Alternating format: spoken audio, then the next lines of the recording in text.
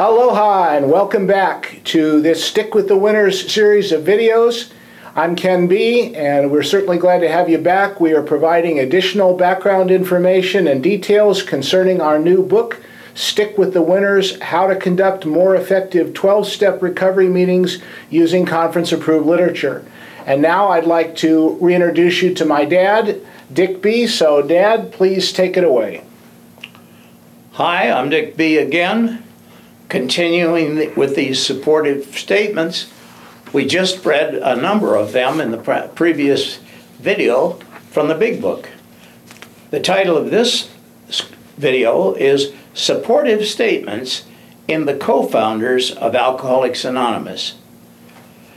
In this session, we will continue reading statements found in AA General Service Conference-approved literature that provides support for applying principles and practices of first-century Christianity and of early Akron AA's Christian fellowship involving God, His Son Jesus Christ, the Bible, religion, clergy, and church in today's recovery fellowships, including Alcoholics Anonymous. And the pamphlet from which this material is taken is conference-approved. It's pamphlet P53. And here is the information from it. The following statements come from pages 20 to 21 of our book, Stick with the Winners, How to Conduct More Effective 12-Step Recovery Meetings Using Conference-Approved Literature, a Dick B. Guide for Christian Leaders and Workers in Recovery. They are found in the AA General Service Conference-Approved pamphlet, The Co-Founders of Alcoholics Anonymous. And now I'll read from that pamphlet as it's set forth and quoted in our basic guide.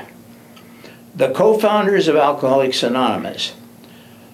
The conference-approved pamphlet, The Co-Founders of Alcoholics Anonymous, is vitally important to carrying an accurate, effective message to those who still suffer. The pamphlet is available to any AA office, group, or meeting which wishes to offer it to members and newcomers.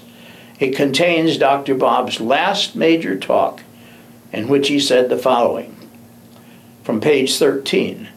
In early days, our stories didn't amount to anything to speak of. When we started in on Bill D, we had no 12 steps either. We had no traditions. And then on the same page 13, but we were convinced that the answer to our problems was in the Good Book. To some of its older ones, the parts we found absolutely essential were the Sermon on the Mount, the 13th chapter of 1 Corinthians, and the book of James. And again on page 13, we used to have daily meetings. And now on page 14, it wasn't until 1938 that the teachings and efforts and studies that had been going on were crystallized in the form of the 12 steps. I didn't write the 12 steps. I had nothing to do with writing them. We already had the basic ideas, though not in terse and tangible form. We got them, as I said, as a result of our study of the Good Book. That same pamphlet, the Co-Founders of Alcoholics Anonymous, also contains Bill W.'s last major talk, in which he said the following, from page 30. Finally, there was some kind of hearing on it among the self-appointed elders. I remember how perfectly Bob put it to them. He reminded us that most of us were practicing Christians. Then he asked, quote, what would the master have thought? Would he have kept this man away? Unquote. He had them cold. From page 34, it had been decided that Bob would attend to the questions of hospitalization and the development of our 12th step work. Between 1940 and 1950, in the company of that marvelous nun, Sister Ignatia, he had treated 5,000 drunks at St. Thomas Hospital in Akron.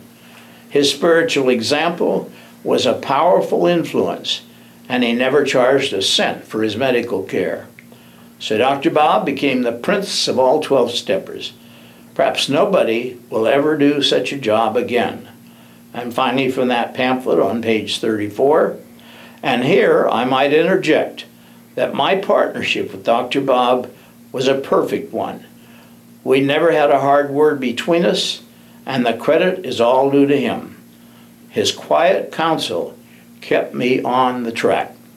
And that concludes this pamphlet.